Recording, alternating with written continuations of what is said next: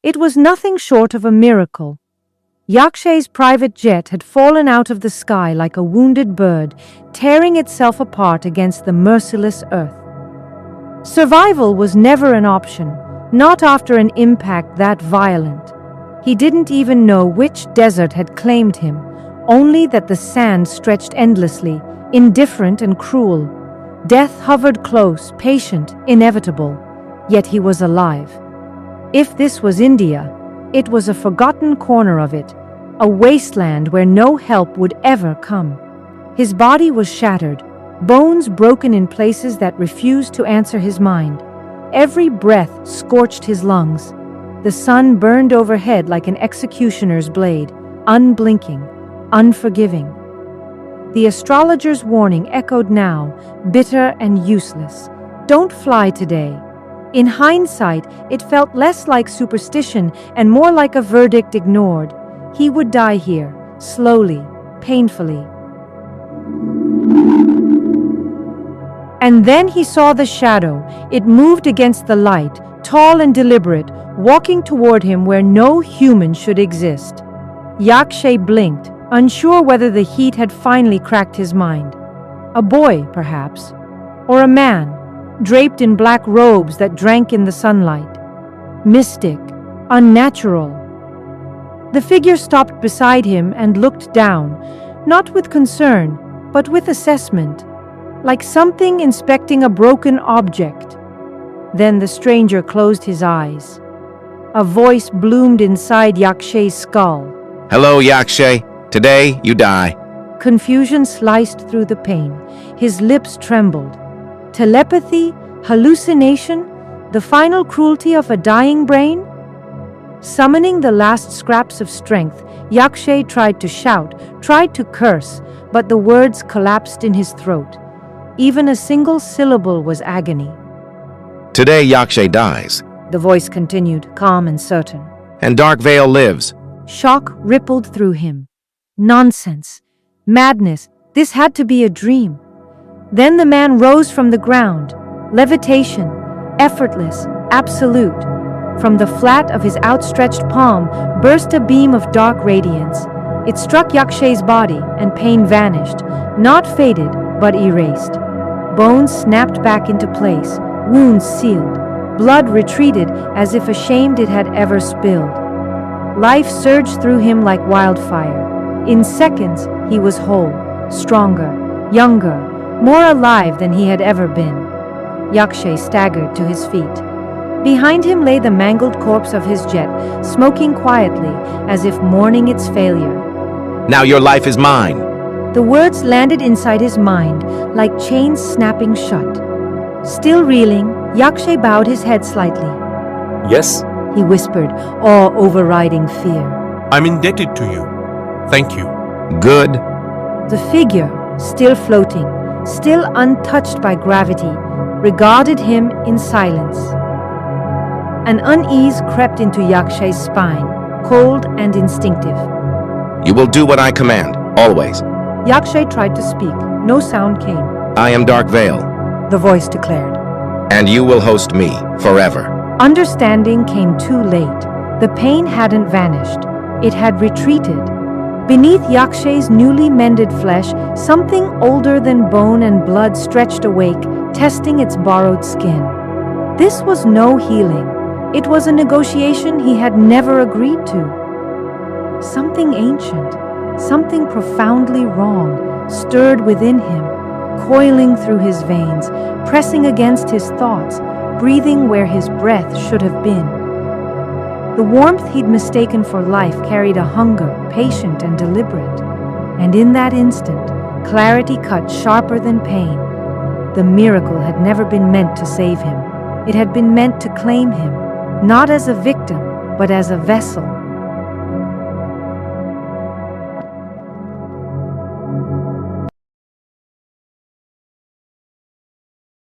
Nearly a month had passed since the crash.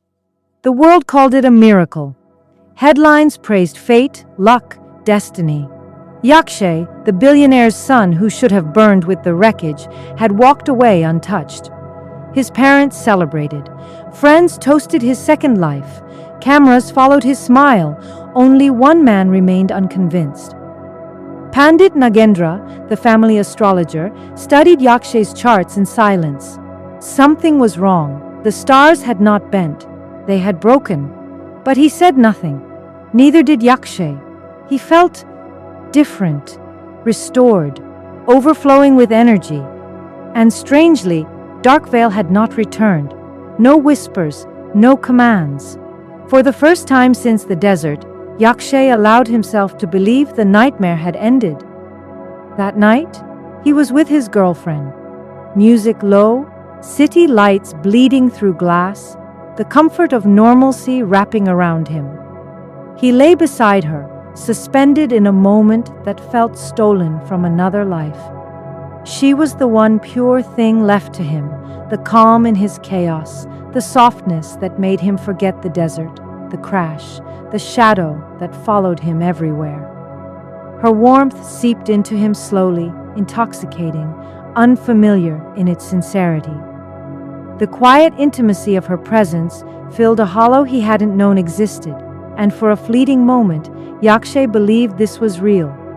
This peace, this closeness, this fragile illusion of normalcy. For the first time in weeks, he felt alive in a way that had nothing to do with survival. And that, perhaps, was why it could not be allowed to last. The air shifted. A presence. Darkveil stood there. Yakshay froze. What nonsense is this? He was staring in void, while his girlfriend was under him. She startled, clutching the blanket around herself. Who are you talking to? She asked, confused, afraid. Yakshay stared at her. She couldn't see him. She is not for you. Darkveil's voice slid into his mind. You deserve better. No. Yakshay snapped aloud. Leave, I dare you. The room thickened with something cold. You are meant for finer women, Darkveil replied, almost amused. She is unworthy. Before Yakshay could react, his own body betrayed him. His hand moved without permission, ripping the blanket away. She was now without any clothes. Yakshay gripped her arm and dragged her towards the door. She screamed. Yakshay, stop! Have you lost your mind? He stood there, trapped inside himself, watching as his own hands betrayed him, pushing her out, slamming the door, turning the lock with a final, merciless click. Silence followed, thick, absolute. Outside, reality struck her all at once. Shock froze her breath. Exposed, stripped not just of clothes but of dignity, she stood in the harsh light of the lobby, humiliation burning hotter than fear. Instinct took over. She tore a curtain from a nearby window, wrapped herself in it like a last defense, and fled, head down, heart shattered. Inside, Yakshay remained motionless. The damage was already done. Then, reality struck. Darkveil was gone. Panic tore through him. Yakshay wrenched the door open and ran out, his breath uneven, his mind scrambling for reversal, apology, explanation, redemption. But the corridor was empty. Down below, a car engine roared to life. He reached the edge just in time to see her car pull away. Through the rear window, he saw her, curled in the back seat, shoulders shaking, tears streaming unchecked as the driver sped into the night. She never looked back. Yakshay stood frozen, helpless, watching the last trace of the only normal life he had left vanish into darkness. Shock hollowed him, but somewhere deep within, beyond fear, beyond guilt, something smiled. Darkveil had not left. He had merely retreated, satisfied. Yakshay stood alone in his room, the silence pressing against his ears like a guilty conscience. The echoes of what had just happened refused to fade. The look on her face, the humiliation, the fear, the cruelty of it all made his stomach churn. What have I done to her? Anger surged through him, raw, helpless, burning. Not at himself alone, but at the unseen puppeteer who had turned his hands into weapons. And then, as if summoned by rage itself, Darkveil appeared. The shadows near the wall thickened, folding inward until the black-robed figure stood there. calm, composed, almost amused. Leave me alone! Get out of my life! Darkveil did not flinch. His voice came soft, almost tender. Yakshay, would you trust me if I said I care for you far more than you even realize? Yakshay laughed bitterly. That's nonsense. What if I told you Darkveil continued quietly. that the girl you're grieving over was never with you, only with your money? The words struck like a blade slid between ribs. Yakshay said nothing. He only stared at the thing draped in darkness. Do you even know who her father is? He snapped at last. The best lawyer in the city? Darkveil's lips curved into a slow smirk. And you He replied, are the son of one of the richest men in the country, someone who can afford 10 such lawyers before breakfast. Yakshay turned away. Arguing felt pointless. Regret flooded him. Regret for the plane crash, regret for surviving it, regret for ever agreeing to become this thing's host. Darkveil drifted closer, his presence cold yet strangely reassuring. If you doubt me, He whispered. let us play a game. Yakshay stiffened. What game? Tomorrow, Darkveil said. you apologize to her. Tell her you are ill. So ill that even your plane crash was no accident. It was due to that disease of losing self-control. Yakshay frowned, confused. Then, Darkveil continued. tell her your father has transferred everything to a trust, that you own nothing, that you are powerless. Yakshay scoffed. And you think she'll just walk away? Not immediately, Darkveil replied. but soon enough you'll feel her pulling back. Slowly you will be out of her life. Yakshay shook his head. He wasn't convinced. I entered your life to teach you right from wrong. Darkveil said calmly. You are meant to become something greater. Yakshay turned sharply. What are you talking about? You Darkveil declared. are destined to be the assassin prime. The words hung heavy in the air. What? Yakshay whispered. The one people seek when the law fails. Darkveil said. The hand that removes those who hide behind power and corruption. I don't believe you. Yakshay snapped. Not a word. Darkveil moved toward the window. Below them, the city glittered, alive, ignorant, sinful. Belief is irrelevant. He said softly. You are my host now. You will do as I please. Yakshay's blood ran cold. And your next task Darkveil added without turning around. is to kill. No! Yakshay cried. I'd rather die. Darkveil's voice hardened. That choice He said, no longer belongs to you. and then he was gone.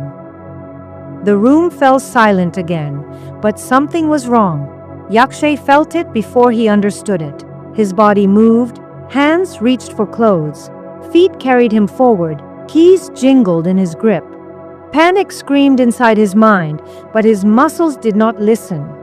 Minutes later, he was driving through empty streets, the city asleep, the clock glowing 1 a.m. on the dashboard. He didn't know where he was going, but Darkveil did. And as the car disappeared into the night, Yakshay realized, with terrifying clarity, that his life had already crossed the point of no return.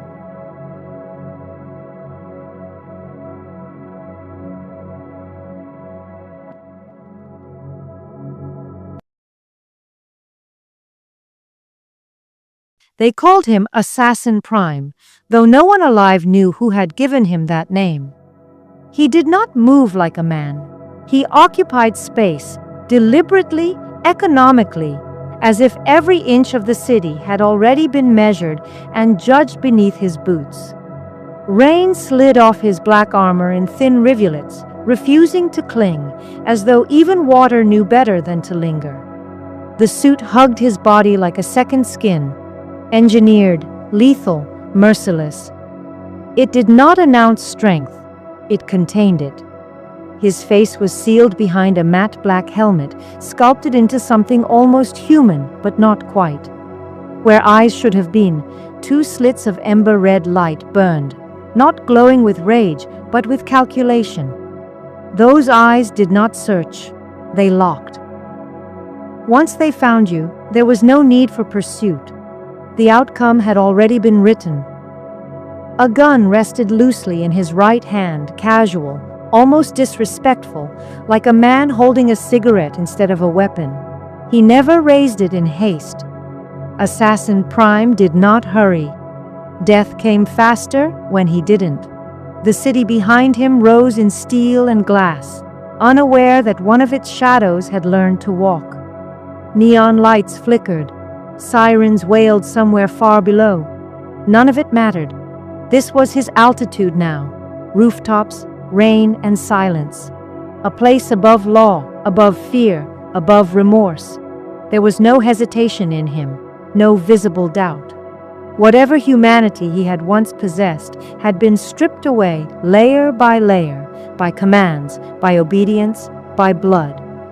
What remained was precision, purpose, an instrument sharpened so finely that even thought felt unnecessary. Assassin Prime was not a villain who enjoyed killing. That would have implied choice. He was something far colder, a body that moved when ordered, a hand that pulled the trigger without asking why, a shadow that did not ask permission to exist. And when he stood above the city, rain hammering against steel and stone, one truth became terrifyingly clear. If Assassin Prime had been sent for you, you were already dead. Tonight, he had only one name, Ganpat, a small man who believed himself large, a local brute who mistook fear for loyalty and pain for power. At 1:30 a.m., Ganpat was enjoying the illusion of invincibility, reclining on his bed, sweat and arrogance thick in the air. Beside him sat a woman in her 30s, folded into herself, crying without sound. Her tears fell steadily, as if they had learned not to expect comfort. The room bore the unmistakable stench of cruelty casually exercised, of suffering treated as routine. Then the door exploded inward, wood splintered. The lock gave way with a dull final crack. The room seemed to inhale sharply and freeze. Ganpat lurched upright. The woman gasped. From the doorway stepped a figure wrapped in rain and shadow. Black armor drank the light. A helmet sealed away anything human. Where a face should have been, two narrow slits burned red, calm and unwavering. The eyes flicked once to the naked woman. In a single, unhurried motion, Assassin Prime lifted the bedsheet and draped it over her shoulders. Not gently, not cruelly, merely, conclusively. Then his attention returned to Ganpat. Oh, who are you? Ganpat stammered, panic cracking his voice. How dare you come in here? The answer came flat, unemotional. Your aides are sleeping. Assassin Prime said. I was merciful. Before Ganpat could speak again, a hand closed around his collar and lifted him from the bed as though he weighed nothing. The red eyes moved closer. Unfortunately, Assassin Prime said, his voice precise and final. you do not deserve mercy. Ganpat's mind emptied. There was no plan, no plea, no bargain left to make.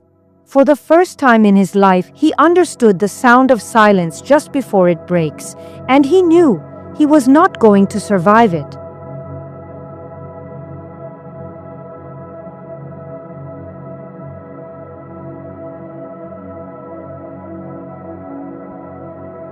Assassin Prime tightened his grip. Ganpat was seconds from understanding what real fear felt like. Then the door behind them burst open. Ganpat. A man rushed in, thicker, broader, eyes burning with panic and rage. His brother. The gun was already in his hand before his mind caught up. The first shot cracked through the room. The woman screamed, then the second, the third.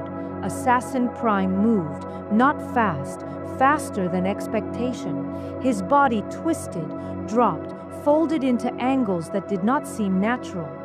Bullets tore through plaster and glass, shattering mirrors, ripping into walls where he had been a heartbeat earlier. He crossed the room in silence while death screamed around him. Ganpat's brother kept firing, wild now, desperate. One bullet found flesh. The woman jerked backward. She never screamed again. She collapsed against the wall, the bed sheet slipping from her shoulders as she slid down, eyes wide in confusion rather than pain. She did not understand why she had been punished for surviving. Assassin Prime froze, just for a fraction of a second. Too long. Ganpat broke free and ran for the window, shrieking like an animal. His brother fumbled to reload. That was when Assassin Prime finished it. 2 shots, clean, controlled. Ganpat fell first, shock still frozen on his face. His brother followed, the gun clattering uselessly from his hand. Silence rushed back in, but it didn't last. Shouts echoed from below. Windows lit up across the building. Someone screamed. Someone else called the police. Footsteps thundered in stairwells. Assassin Prime looked once at the woman's body. This had not been the design. Sirens began to rise, distant, then closer. He moved, through the broken door, down the fire escape, across rooftops slick with rain and light, a shadow fleeing other shadows. By the time the crowd gathered, the room told a different story. 3 bodies, no witnesses, no weapon left behind, just questions. Someone in the crowd noticed something strange. A car parked where no car should have been. Engine running, plates half hidden by shadow. It pulled away just as the sirens arrived. By morning, the city would name it a massacre. The police would name it gang violence. The streets would whisper a different word, Assassin Prime. But no one could say who he was, only that he had come like judgment and left like a mistake that learned to run.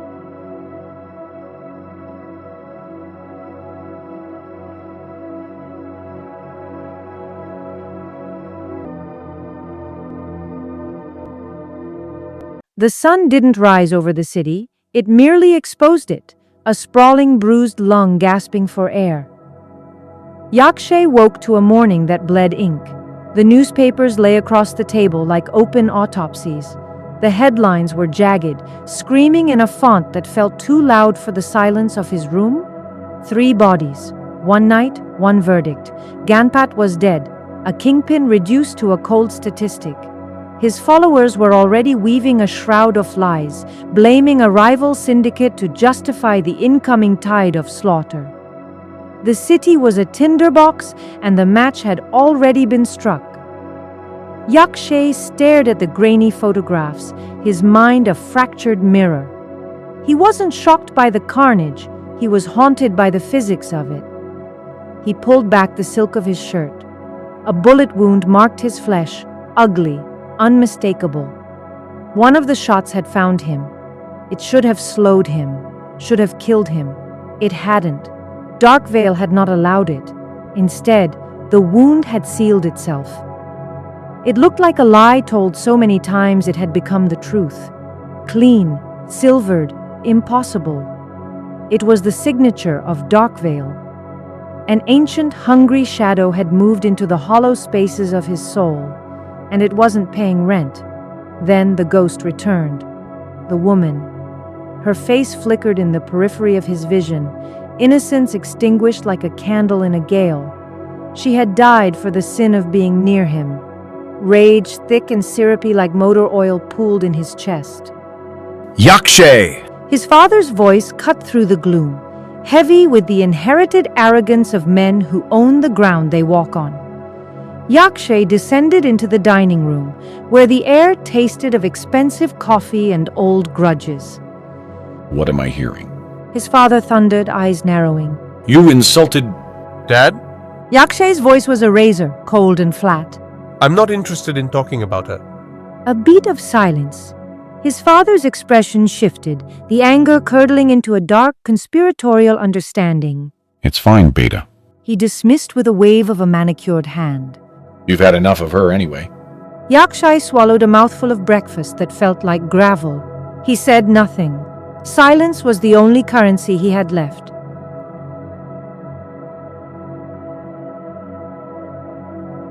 They drove to the family headquarters, a monolith of steel and glass designed to look down on the world. Yakshay walked in his father's shadow, a ghost in a bespoke suit, wondering where the nightmare of the night ended and the facade of the day began. The illusion shattered with a phone call. Sir, The admin's voice was a hushed tremor. was your car in Sector 62, the slum district, last night? Yakshay's pulse didn't race, it stopped. What nonsense is this? Sir, a source says the local police are flagging a vehicle matching yours. There was an incident. The trap snapped shut. He had been seen. A witness, a camera, a stray reflection in a puddle. The universe was tired of keeping his secrets. Ensure Yakshay said, his voice tightening like a garrote. that this is not investigated further. Bury it. Understood, sir. The line went dead, leaving a hollow hum in his ear. He couldn't go to his father. The man dealt in bribes, not blood magic, and Darkveil. The entity was a silent predator, lurking in the basement of his consciousness, watching him drown. He needed a map for a territory that didn't exist on any satellite. He remembered the astrologer. The man who had seen the collision before the metal even screamed. If there was a crack in the destiny Darkveil had laid out, that old man would know where to find it. Yakshay rushed out of his office and got in his car. He turned his car toward the edges of the city, desperate to outrun his own shadow. But he was running in a cage. He thought he was being hunted. He thought he was being possessed by a demon of the night. He was wrong. This wasn't a haunting. It was a succession. The universe wasn't trying to kill Yakshay. It was killing the man he used to be to make room for what was coming. He was the chosen heir to a throne of shadows. Assassin Prime. Darkveil wasn't a guest. It was the architect. And the renovation of Yakshay's soul had only just begun. He wasn't leaving the darkness. He was becoming it. Yakshay sat across from the astrologer like a man waiting for a verdict he already feared. Pandit Nagendra had been expecting him. The old man's eyes lingered longer than courtesy allowed, measuring, weighing, reading the absence of something that used to be human. Yakshay was not the same man who had walked away from the wreckage. Nagendra could feel it in the air, like a storm refusing to announce itself. I wanted to tell you how I survived the crash.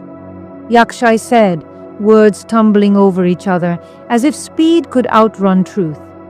Pandit Nagendra remained silent, calm on the surface, holding a cyclone beneath his ribs. You cannot kill me. The astrologer said finally, his voice steady, almost kind. Yakshay stiffened. I haven't come to... Do you really think Nagendra cut in. That the thing controlling you would allow you to go anywhere without its consent? The room seemed to shrink. Yakshay swallowed. For the first time, the thought landed with weight. He had not come here alone. Pandit Nagendra turned and walked toward the balcony, his bare feet soft against the stone. Do you know why the spirit stayed silent for a month after the crash? He asked without looking back. Yakshay didn't answer. Something inside him stirred, warm, restless, impatient, a pressure beneath his skin. Darkveil was awake. He was studying you, Nagendra continued. learning your cracks, waiting for the precise moment where the wound would hurt the most. Yakshay shifted in his chair. The air felt thicker now, harder to breathe. He's done observing. The astrologer said. Now he is ready to reshape you, and that is why he has allowed you to come here. The word aloud rang louder than any accusation. Then the room darkened, not in light, but in presence. Darkveil stepped forward. Yakshay saw him. Pandit Nagendra smiled, not in fear, but recognition. So, He said softly. he's finally shown himself to you. Yakshay's world tilted. The man he had dismissed as a fraud, a performer for his father's vanity, stood unshaken before an ancient hunger. Pandit Nagendra was no charlatan. He was a gatekeeper. Darkveil's voice slid into Yakshay's mind like a blade into silk. This man has to die. No, Yakshay shouted, louder than he ever had. I won't allow it. Darkveil did not raise his voice. He never needed to. You know you have no choice. Before Yakshay could argue, before fear could finish forming, Pandit Nagendra moved. Water spilled in a deliberate circle around Yakshay's feet, ancient words riding the sound of it. Yakshay, Nagendra roared, power breaking through restraint, you cannot leave this place. and then he was gone, out the door, into the light, abandoning Yakshay to the truth. Yakshay lunged toward the exit. The circle ignited. Flames erupted where the water had fallen, a burning boundary that roared like a living thing. Heat slammed into him, forcing him back. He screamed. Darkveil raged. But the fire did not yield. For the first time, Yakshay felt it. Resistance. Even Darkveil could not cross the flame. Yakshay stood trapped in the burning circle, breath ragged, heart hammering, mind splintering. He had no allies, no escape, and no idea what came next. Only the certainty that the war for his soul had truly begun.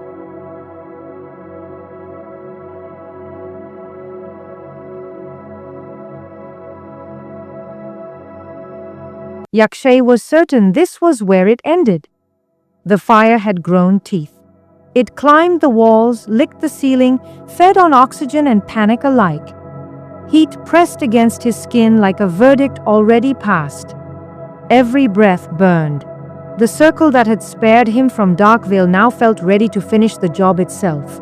Then, noise, metal, foam. A violent hiss cutting through flame. White surged across the inferno, smothering it mid-rage. The fire didn't die gracefully. It choked, coughed, collapsed into smoke and shame. Through the thinning haze, Yakshay saw his father, tie loosened, eyes wild, wrestling a fire extinguisher alongside the admin head.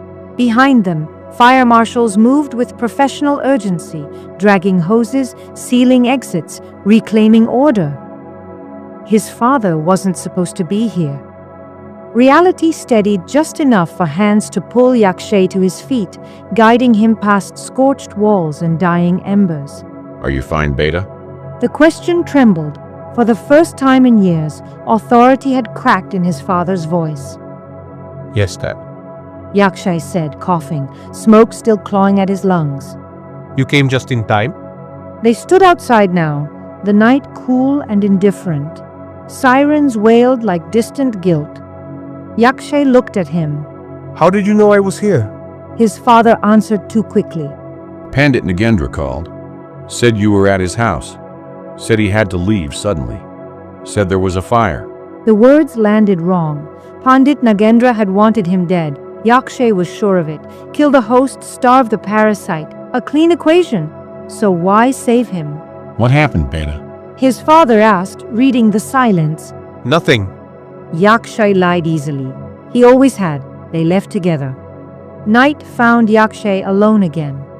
The room was dark, but not empty. It never was. He sat on the edge of his bed, replaying the fire in his head. The way it had stopped just short of claiming him. The way Nagendra had ensured rescue. It meant only one thing. There was a way out. The astrologer hadn't encircled him to kill him. He had done it to buy time, to prove that even Darkveil had limits, to show Yakshay that resistance wasn't myth. That was when the shadows thickened. Darkveil stepped forward from the corners of the room, not fully formed, never fully absent. Why don't you leave me? Yakshay shouted, his voice cracking the silence. Darkveil regarded him calmly, patiently.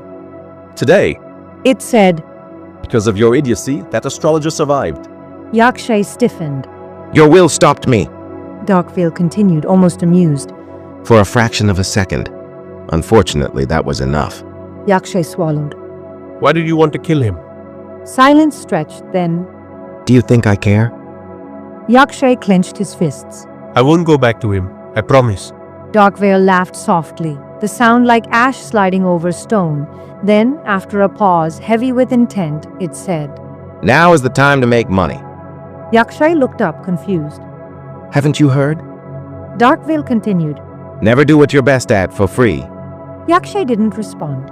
He already knew where this was heading. Assassin Prime must return to the streets. Darkveil said. Every night. No. Yakshay said, weakly, uselessly. He knew the truth even as the word left his mouth. This time there could be no mistakes, no witnesses, no mercy left behind like breadcrumbs. The city would learn his shadow again, and somewhere between fire and smoke, between resistance and surrender, Yakshay understood. This wasn't survival anymore. It was a beginning, a dark one.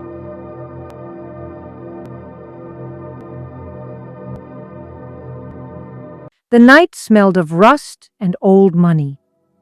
Darya Singh sat in his den, low ceiling, peeling paint, the kind of place where screams went to die, trying to understand how a stranger had walked into it like he belonged there. Midnight had no business entertaining surprises, yet here one stood, masked, still, watching. 5 armed men circled the intruder. More waited outside, scattered through the lanes like sleeping dogs with knives for teeth. This was Darya's territory. No one entered uninvited, no one left unjudged. Who are you? Darya barked, forcing anger into his voice. The masked man didn't flinch. That, He said calmly. is not important. Confidence like that didn't come cheap or alive. Darya studied him. The posture, the silence. Not a junkie, not a cop. Something worse. A rumor, maybe. A vigilante whispered about in backroom curses. I can kill whoever you want, The stranger continued, voice flat, almost bored. if you pay the right price. The room went cold. Ganpat, his brother. The rumors came rushing back. Blood on bedsheets, red eyes in the dark. Darya's mind connected dots he didn't want connected. You're thinking of Ganpat. Darya froze. How do you know what I was thinking? The masked face tilted slightly as if amused. Because your mind is small He said. and filthy. Predictable things grow predictable thoughts. The 5 men tightened their grips on their guns. Darya, the 6th one, too, went for his gun. And yet, fear had shifted sides. It was in these armed men's eyes. I killed Ganpat and his brother. The masked man said. What? Why? Darya whispered, the words slipping out before pride could stop it. Because otherwise, you wouldn't take me seriously. It was a proof of concept. Darya swallowed. That's madness. I expected you wouldn't understand. The man said, It was a sample. a hardened criminal, multiple murders, years in jail. Darya Singh had stared death in the eye before. This was different. You're thinking too small. The masked man continued. From tonight, you stop being a small-town gangster. You work for me. Darya's mouth went dry. You are my agent. The words landed like a verdict. You will spread the word. Anyone who wants someone dead, anyone, comes through you. The Assassin Prime's manager. $1 million for disposable lives, $100 million for high-profile blood. Darya laughed nervously. Who pays 100 million? Silence pressed down on the room. Then the voice sharpened. And I want one customer every day. If I don't get one, He paused, looked around. I kill one of you. Darya's breath hitched. The masked man turned toward the inner room, where Darya's wife stood frozen, clutching their 10-year-old son. And charity He said, stepping forward. begins at home. In one fluid motion, he grabbed the child. Guns came up instantly. Don't, The voice warned. Calm, absolute. or I'll have to find another manager. No one moved. I've killed an innocent woman before. The man said, almost conversationally. Then his tone hardened. But don't make your son pay for your laziness. And just like that, he was gone.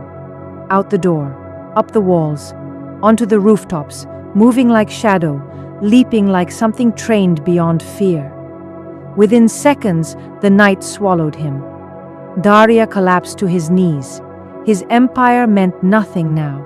His guns meant nothing. Only the empty space where his son had been. Assassin Prime had made his announcement, and the city, bloated with sin and overdue for judgment, was about to learn what that meant. Yakshay was tired of breathing. Not the dramatic kind of tired, no blades, no balconies, but the quieter exhaustion of inhabiting a body that no longer felt like his own, the kind that lingered in the lungs, that tasted like regret in the morning, that made mirrors evasive, as if they knew something he didn't deserve to hear. That night, the bedroom smelled wrong: rope, sweat, fear. The boy couldn't have been more than 10. His wrists were thin, bound too tightly, skin angry and bruised. His eyes were the worst part, old eyes, eyes that had learned early how pain announces itself before it arrives. He wasn't crying. That disturbed Yakshay more than screams ever could. Silence meant the lessons had already been taught. Yakshay cut the ropes with hands that refused to stay steady. Easy. He whispered, unsure whether the words were meant for the child or for himself. The boy flinched anyway. When the knots fell away, the child didn't run. He didn't even stand. He sat there, rubbing his wrists, staring at the floor as if looking up might cost him something. I'm taking you home? Yakshay said. The sentence sounded like a promise or a confession. The boy lifted his head. I don't know where my father lives. That was how it began. They tried everything. Landmarks, street names, familiar corners, nothing held. Only fragments surfaced. A light that flickers. A place that smells of smoke. Men who shout when they drink. No address. No certainty. No way back. Later, long after the boy had fallen asleep at the edge of the bed, Yakshay stood by the window.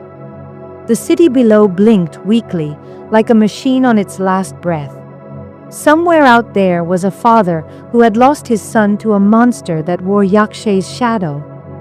And somewhere inside Yakshay lived a colder truth. He didn't trust himself to take the boy anywhere. So he did the only thing left. He kept him. The boy had a look that betrayed where he'd been raised, alert even at rest, grateful without expectation. The first thing Yakshay did was obvious. New clothes, real food, daylight. Come. Yakshay said. We're going out. His mother noticed immediately. Mothers always do. She opened her mouth to speak, but Yakshay was already gone, pulling the child gently along, leaving questions behind like broken glass. It was noon when they reached the mall. Bright lights, clean floors, a different world, clothes that didn't itch, food that arrived warm and stayed long enough to matter. The boy accepted everything carefully, as if wanting too much might invite punishment. By afternoon, they were back, and waiting. Who is he? His mother asked, the words sharp with worry, released the moment Yakshay crossed the threshold. Yakshay didn't slow down. He's someone I know, he said. His father drinks, hits, he needed time away. It wasn't the truth, but it wasn't a lie either. Yakshay didn't stay for more questions. He went straight to his room. He knew now what had to happen. Living under his parents' roof, while his own body no longer fully belonged to him, wasn't just dangerous, it was reckless. By evening, he was in his father's office, standing across the desk where authority always lived. I want to live separately, Yakshay said, his voice held even if everything beneath it was collapsing. I need to do something on my own. His father studied him for a long moment. 25 years old enough to fall, old enough to fail without excuses. Fine, He said at last. responsibility teaches what comfort never does. Permission or exile? Yakshay didn't stay to decide which. By 5 in the evening, he was already moving. His mother grew suspicious.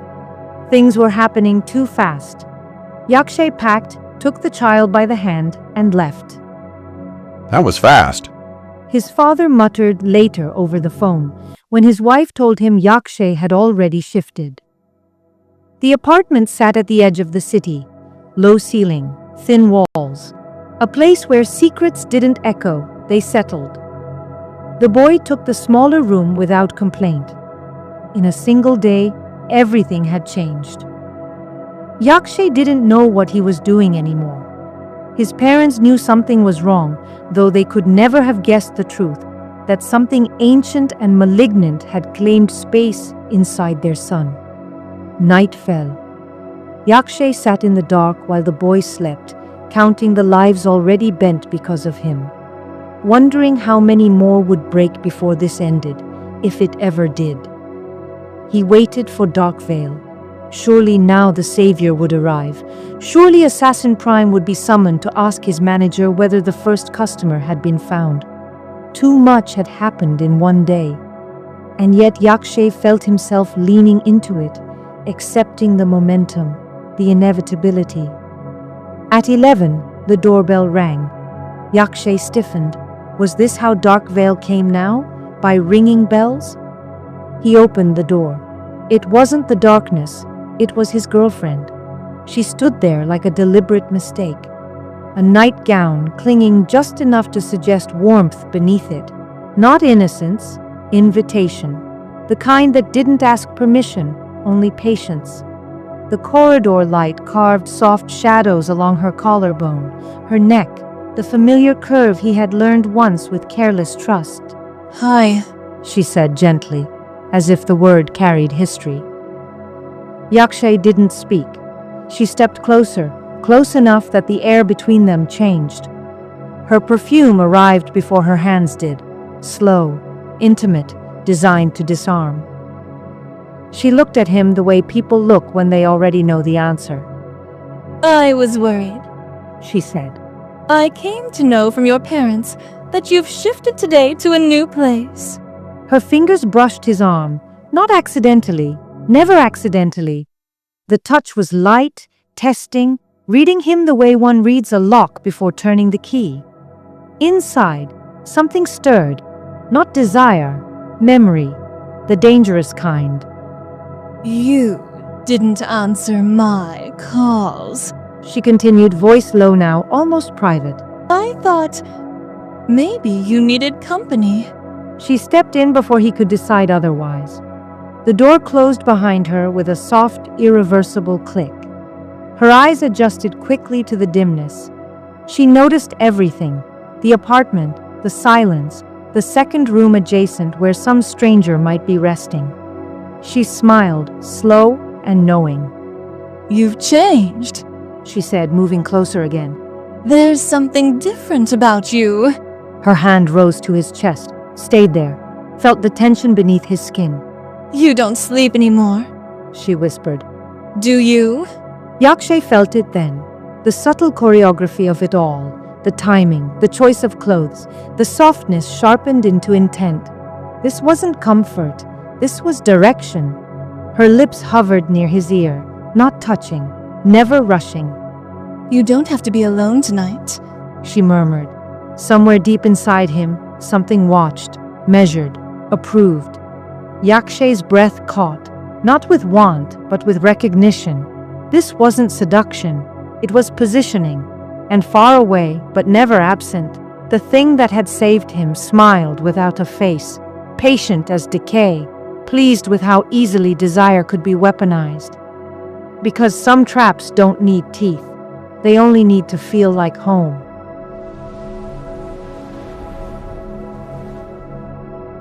The room was a velvet snare, its shadows pulsing slow, like the last beats of a dying heart. She entered carrying the ghost of perfume, an opulent suffocation of jasmine and copper rain.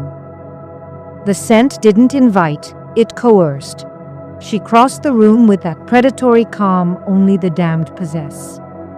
When her mouth found his, Yakshay didn't move.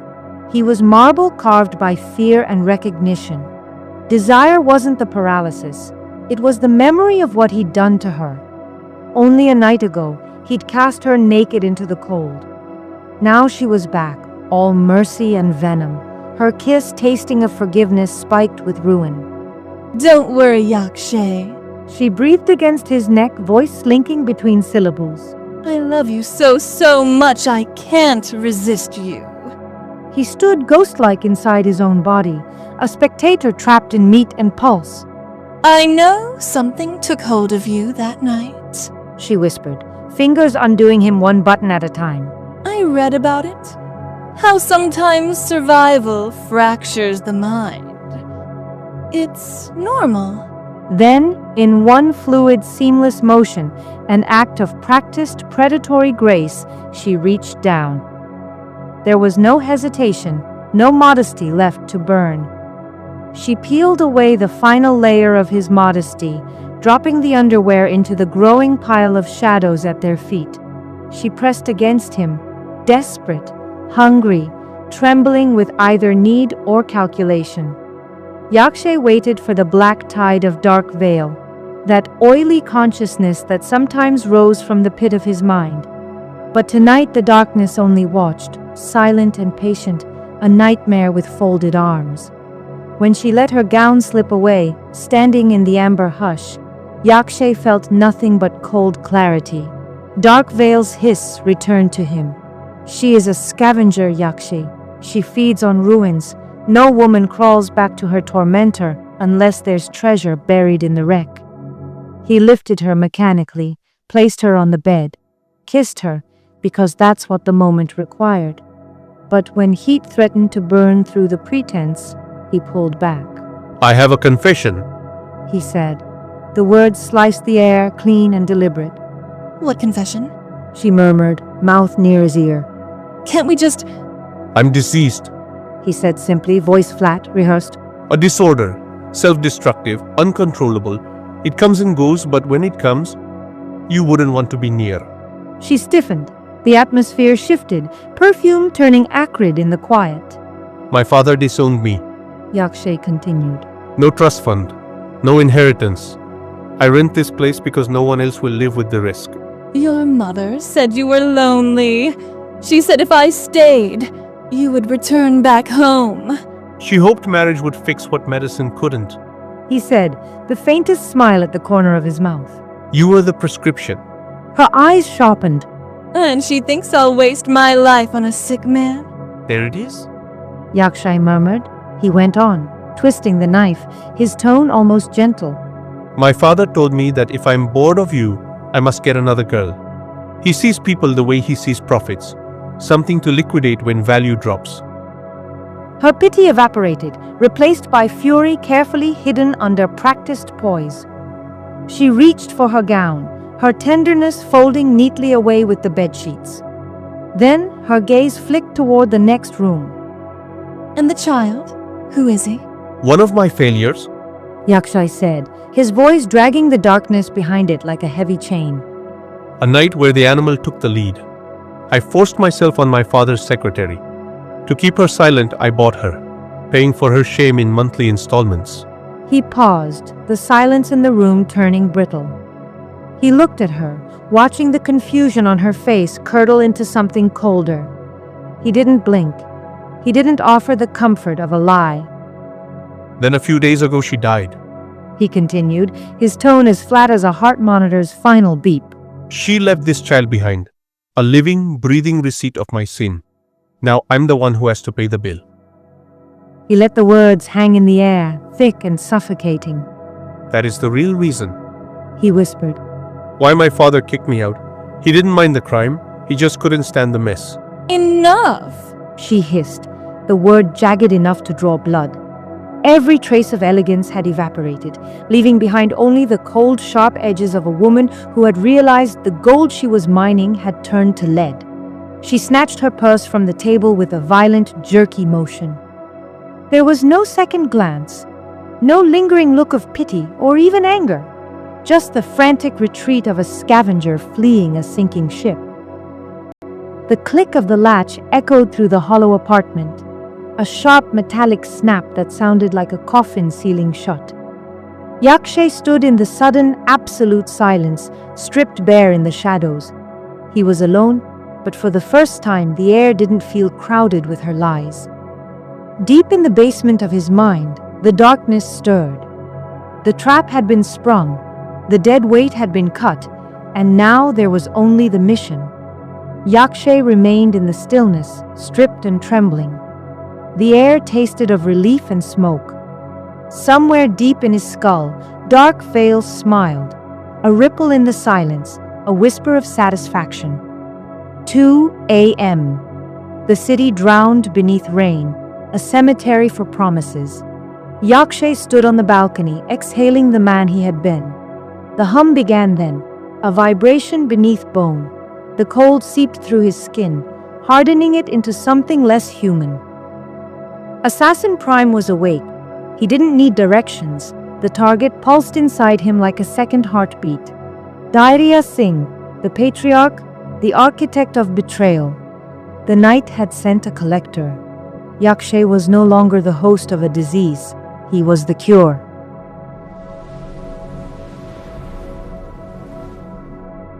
Darya Singh went to his knees slowly, as if gravity itself had turned hostile. His palms struck the cold concrete. The sound echoed louder than any gunshot that had come before it. The air reeked of cordite, rust, and panic. A place where screams had recently learned they would not be answered. Please, Darya said. The word felt obscene here, fragile, naked. His voice cracked. Not with age, but with terror so complete it had stripped him of dignity. He was no small man. Darya Singh had bought elections, buried scandals, erased names.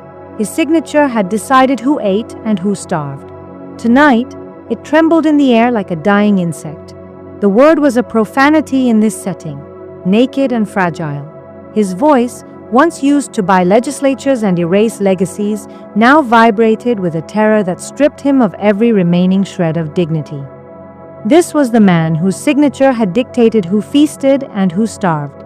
Tonight, that same hand trembled like a dying insect.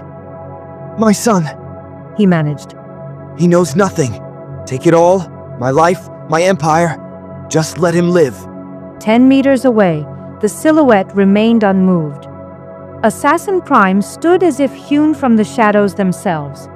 His visor was a void of obsidian, reflecting only the dying embers of the room. The twin red optics glowed with a mechanical hunger, predatory eyes that had never been burdened by doubt. Behind Darya, his remaining men shifted. They were soldiers by invoice only, loyalty bought, courage leased. Moments ago, they had been men. Now, they stared at the figure before them the way primitive prey stares at a forest fire. Darya, the assassin's voice growled, a low vibration of gravel and iron. I fear you are still underestimating the gravity of this transition. Darya's wife stumbled into the light, her pleas joining the heavy air, but the assassin remained a statue of indifference. The red slits locked onto Darya. You are my manager now. One client every night, that is the deal. Darya nodded frantically, the rhythm of a broken man. If I do not kill for profit. The assassin continued. I shall kill for sport. I will start with your men. When fear exceeds its own boundaries, it sheds caution and becomes violence. One guard, pushed past the brink of sanity by the crushing silence, found a final, fatal spark of defiance. I think you're the one underestimating. The sentence died in his throat. The shot was casual, an afterthought of physics. The man's head snapped back, and his body hit the floor before the echo could even find the walls. Silence collapsed inward. Darya's scream was a useless, jagged thing. In the vacuum of that fear, the remaining guards broke. When terror becomes unbearable, it often curdles into a suicidal brand of violence. They drew their weapons in a frantic, disorganized blur. Assassin Prime did not adjust his stance. He simply initiated a correction. The warehouse erupted. It was not a firefight. It was an audit of souls. The assassin moved with a terrifying liquid efficiency. He didn't race. He simply existed exactly where the bullets were not. Each pull of the trigger was a mechanical certainty. A man charging from the flank was neutralized before his lead foot touched the ground. Another attempted to find cover behind a steel crate. The assassin fired through the metal. Steel shrieked. Flesh answered. Darya watched his world being dismantled. The guards who had stood at his gates, the drivers who had known his family, they were reduced to red mist and falling geometry in a matter of seconds. Then, as abruptly as it began, the world went still. The last brass casing spun across the floor, ringing like a tiny bell. Smoke drifted like the ghosts of the recently departed. Only Daria and his wife remained, huddled together as the assassin approached. Every footfall sounded like a verdict. I surrender. Daria choked, sobbing openly. The warlord was gone. Only a dejected, hollowed-out shell remained. Everything is yours. Your first client, tomorrow. I swear. The assassin stopped a breath away. He looked at the wife, his voice shifting to a cold, clinical calm. Be at peace. Your son is safe. I have no quarrel with the innocent. He turned back to Daria. You will receive your commission. Think of it as mercy. Then, my son. Daria looked up, a pathetic spark of hope in his eyes. Forget the son you knew. He will have a better life. The words were heavier than any caliber. Daria froze. What are you saying? The assassin leaned in, his black visor a mirror showing Daria his own broken reflection. He will live well, but whether you ever see him again depends entirely on your performance. Daria's head hit the floor. I'll crawl. I'll live like a dog. The assassin raised his rifle, not to aim, but to punctuate the new reality. You will live, Daria, but not as the man you were. You wanted influence? You wanted to survive the coming storm? Now you manage the storm's path. Manager, Daria whispered, the word tasting like ash. You will find the powerful. You will ask them who needs to be erased. They will pay the price and job done. The assassin turned toward the exit. The flickering lights revealed the scope of the erasure, an empire amputated in a single evening. Remember, the assassin said from the threshold, never looking back. Every order followed is a day of life. Every hesitation costs you a piece of what remains. Night swallowed him. Daria Singh was left in the kingdom of the dead, alive, breathing, and beginning a tenure of service he could never hope to finish. Somewhere far away, a son slept in peace, the debt of his life paid in full by his father's soul.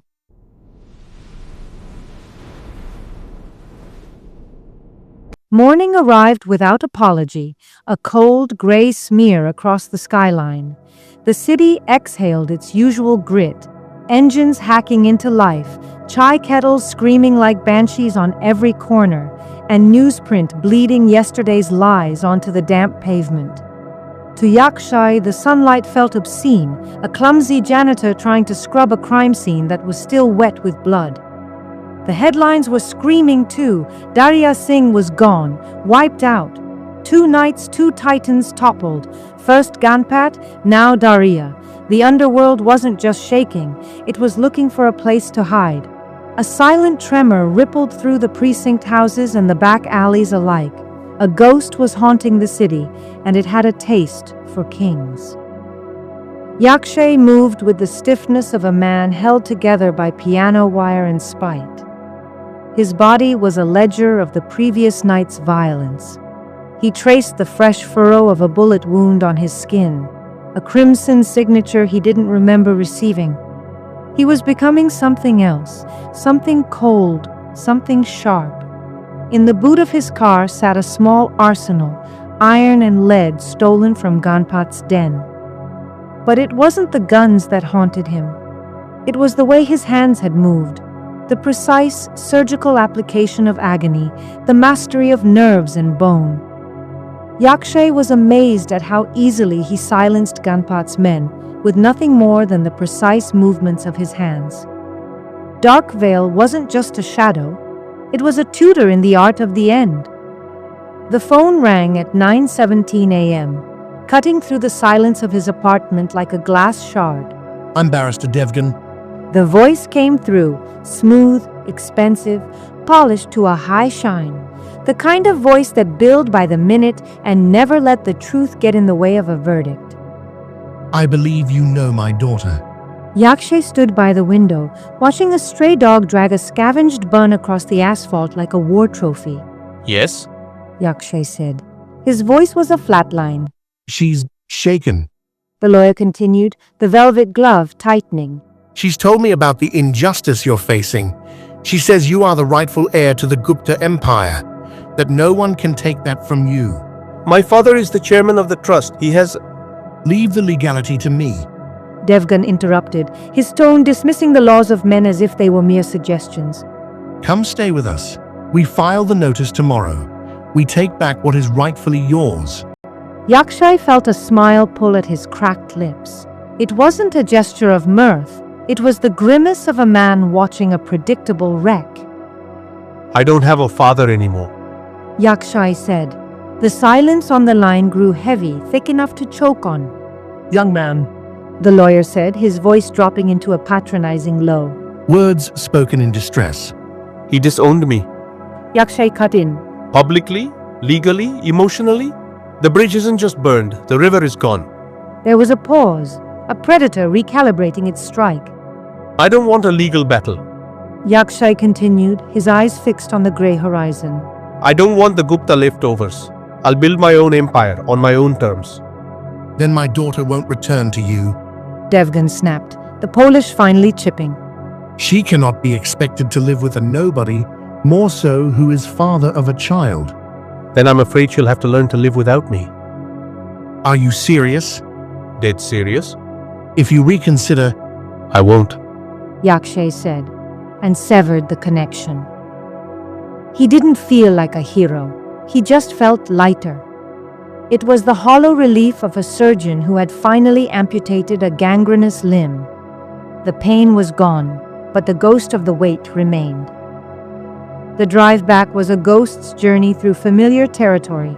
Old habits were stubborn things, weeds that refused to die even after the garden had been burned to ash. The house smelled of cedar and old expectations. His father looked weaker than Yakshay remembered.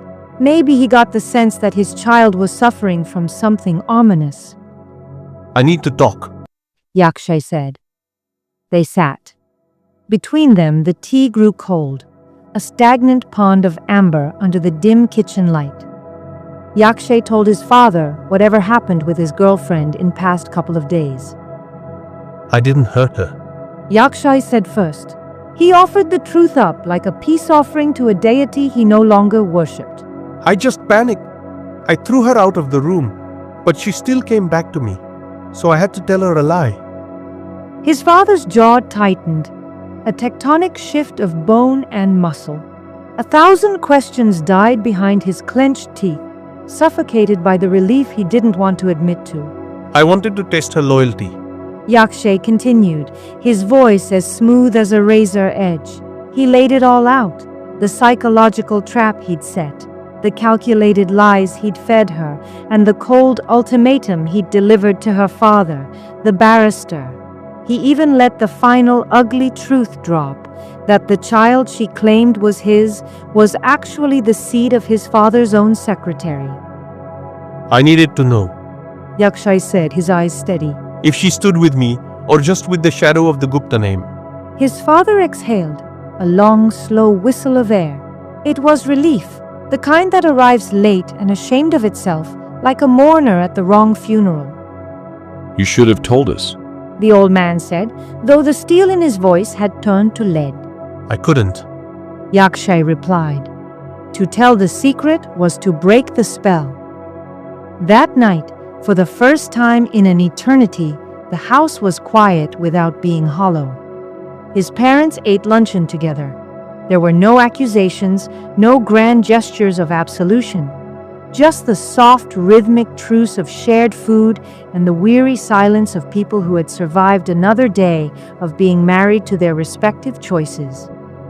In the harsh, unforgiving glow of the kitchen light, Yakshay watched them. He felt something finally loosen inside his chest, a knot of tension that had been tied months ago. It wasn't forgiveness. It was something colder, something more useful. It was permission. Yakshay returned to his apartment the way storms return to the sea, without announcement, without apology, carrying silence like a second skin. The city outside was still pretending to breathe normally. Cars moved, neon blinked, people laughed in cafes as if the night had no teeth. But Yakshay knew better. He had seen what lived beneath ordinary hours. The child was still there, not as a guest, not as a rescue, as a consequence. In the dim hush of his apartment, the boy sat like a question no one dared answer. Small shoulders, old eyes, the kind of stare that belonged to someone who had already learned that mercy was not a common currency. Yakshay didn't speak much. Words were too soft for what had happened. Words were too clean. He made calls instead, quiet ones, the kind that didn't leave fingerprints, and in no time at all, because time moved strangely when guilt was driving. Everything changed. A boarding school dormitory, unfamiliar walls painted a hopeful blue, the kind of blue institutions used to convince themselves they were saving children. Rows of beds like obedient sentences, a bell schedule that promised structure, as if structure alone could undo ruin. Darya Singh's son had been transferred under a different name. New uniform, new routine. A private institution where discipline was taught like a second religion, where boys were molded into men through repetition and rules, where pain was supposed to be replaced with order. The boy sat on the edge of the mattress, staring at the walls as though they might speak back. He didn't cry. That was the worst part. Yakshay ensured the child had the life he was destined to, or at least, the life Yakshay believed he deserved.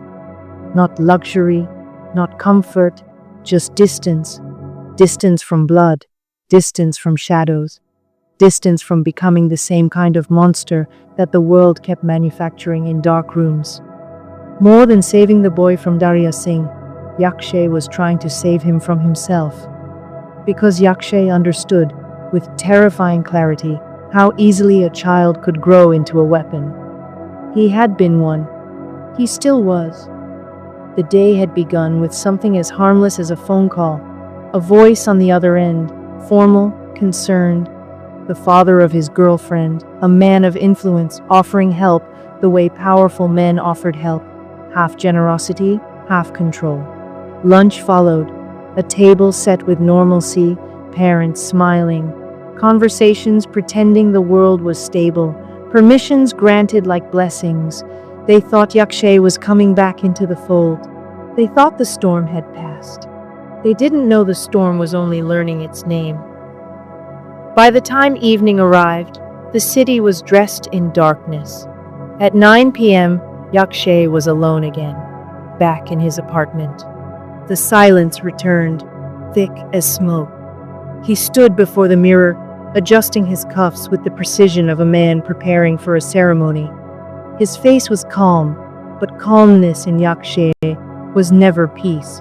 It was restraint, the kind of restraint that came before violence. He moved slowly, not because he was unsure, but because he was listening. Inside him, something waited, something old, something hungry.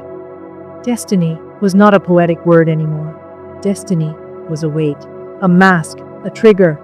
Yakshay sat down, breathing carefully, as if each inhale was a contract. He could feel the city outside, vast, corrupt, pulsing like an infected wound. And somewhere in that wound, fear was ripening. Assassin Prime was not just a name. He was a correction, a dark answer to a darker world. Yakshay closed his eyes, mentally preparing not for a fight, but for an embrace, because what was coming was not a choice. It was what he was truly meant for. The city had no idea what was about to happen, but Yakshay did. Assassin Prime was going to shake it completely now.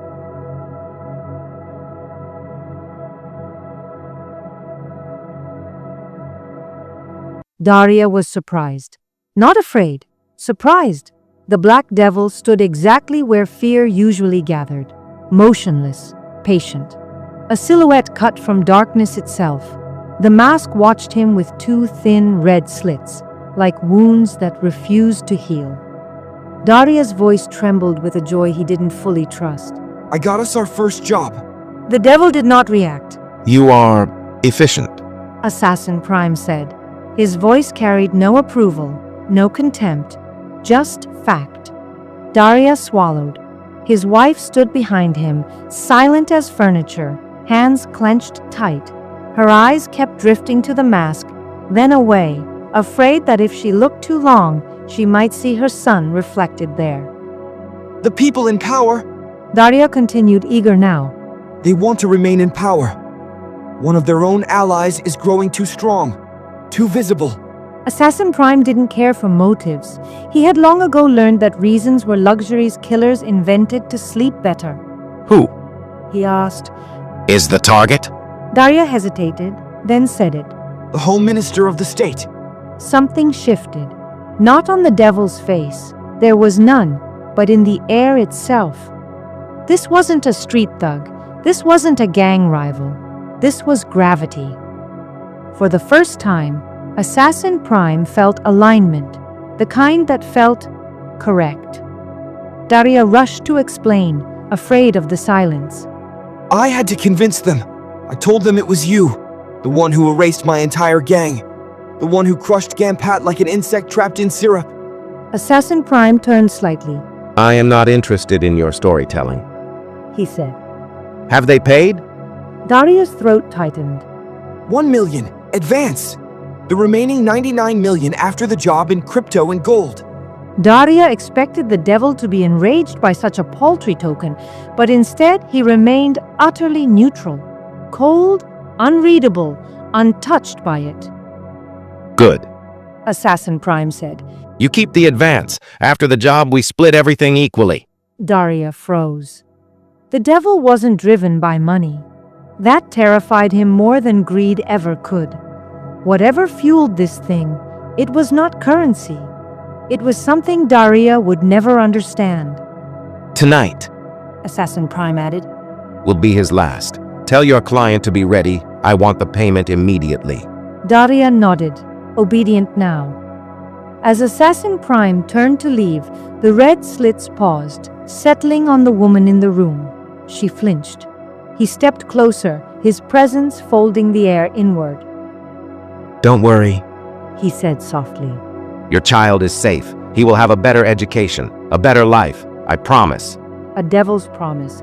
And yet, something in her, some animal instinct trained by suffering, believed him. You will see him soon. Assassin Prime continued. But you will not bring him back here. You will not poison him with this world. The woman broke. Tears came hard and ugly. She nodded because her son was already living a future she could never buy for him. Here, he would have learned to survive as a criminal. There, he was learning to become a citizen. Assassin Prime vanished into the night. Behind him stood two parents who felt, against all logic, protected. Daria didn't know if he had done the right thing. He only knew he had already crossed the point where that question mattered. He went to meet his contact.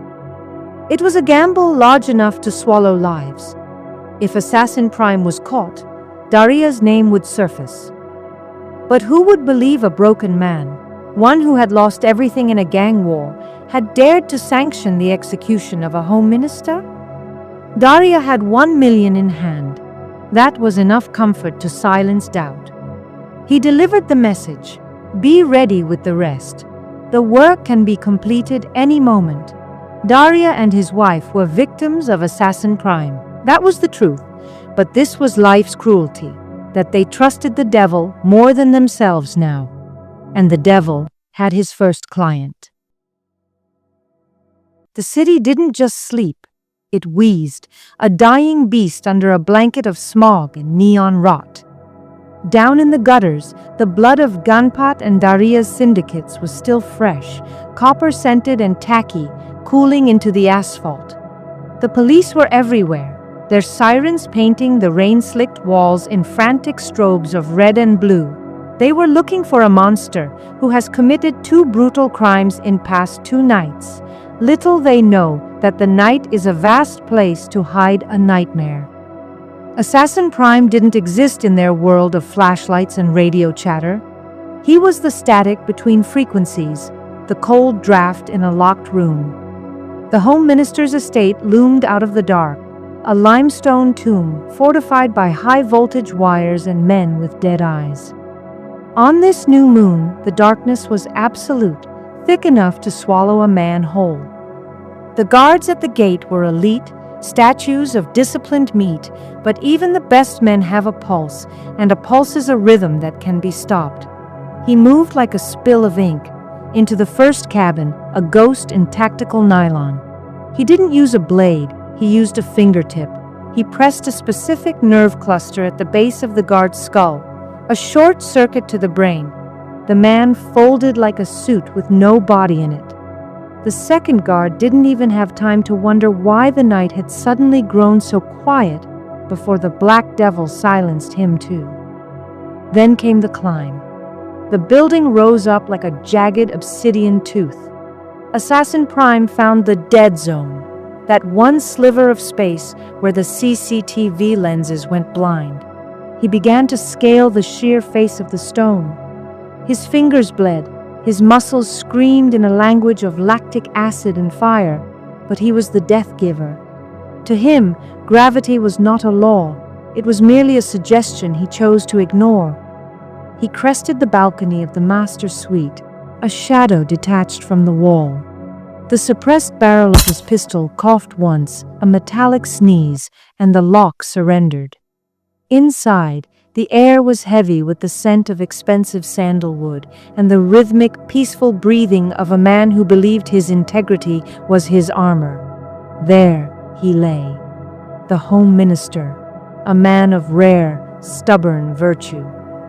Yakshay, the man buried beneath the layers of the assassin's cold conditioning, felt a phantom ache in his chest. He remembered.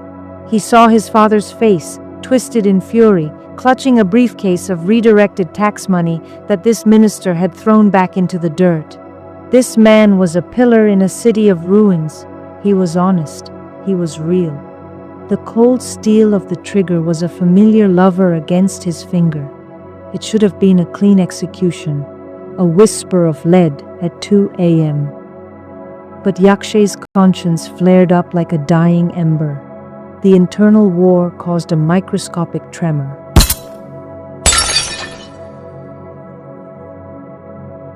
Assassin Prime never missed a shot, but that bullet missed the mark, shattering a Ming vase into 1,000 ceramic teeth. The crash was an explosion in the silence. The minister bolted upright, eyes wide with the sudden realization of his own mortality. The doors burst inward as the security detail flooded the room, their muzzles flashing like angry stars. Lead tore through the air. One bullet found his shoulder, another grazed his ribs, and a third punched into his thigh. Assassin Prime hit the Persian rug, the world dissolving into a crimson smear. He felt the hot, sticky weight of his own life spilling out, soaking into the expensive fabric. Is he dead? The minister whispered, his voice trembling like a leaf in a storm. The guards closed in, a circle of vultures around a fallen wolf. They reached down, fingers hooking under the edge of the mask to unmask the devil. They thought the shadow had finally bled out. They thought the threat was over. They were wrong. Adrenaline, bitter and electric, surged through his veins. Assassin Prime exploded upward, a coiled spring of lethal reflex.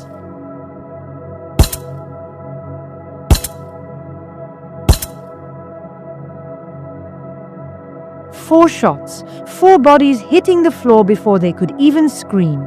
The fifth shot, the one that had been delayed by a moment of mercy, finally found its home in the minister's heart. Even an honest man has a price, and tonight, the currency was lead. He didn't stay for the screams of the minister's wife. He vaulted the balcony, hitting the pavement in a roll that sent white-hot agony through his shattered frame. The sirens were a screaming chorus now, closing in from every corner of the grid.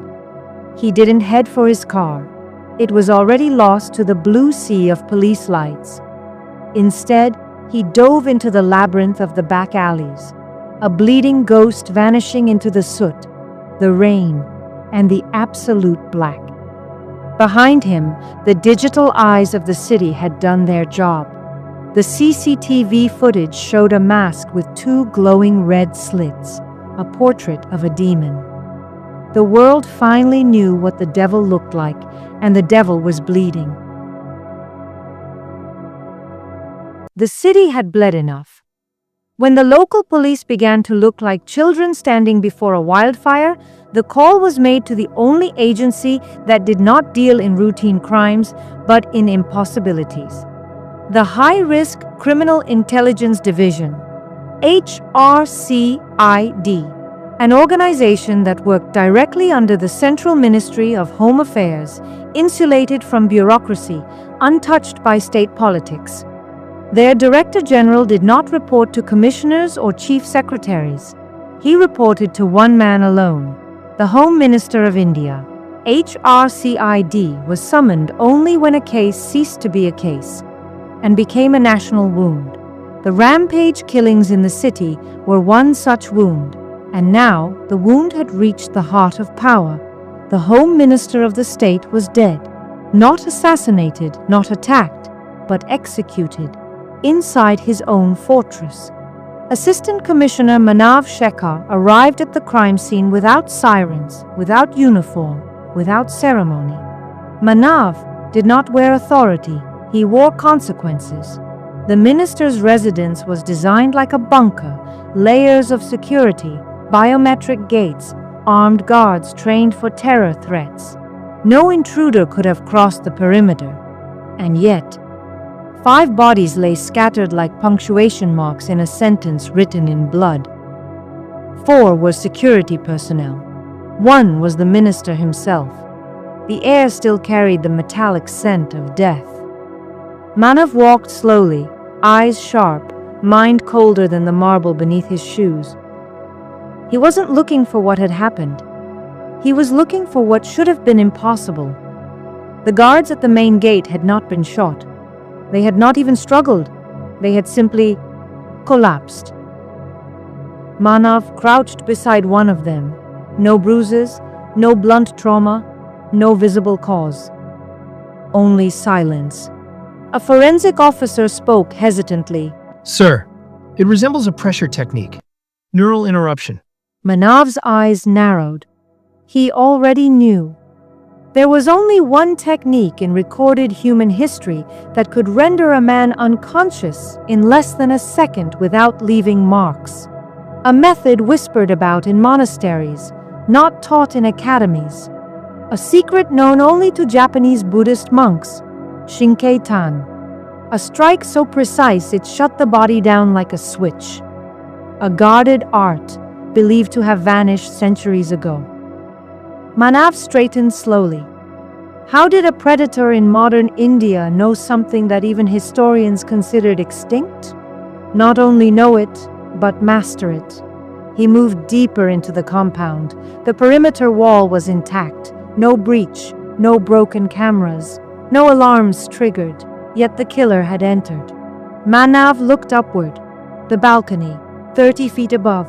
No ladder marks, no rope residue, nothing. And yet, there was faint scuffing along the stone, as if gravity itself had been negotiated. His mind supplied the name like a curse.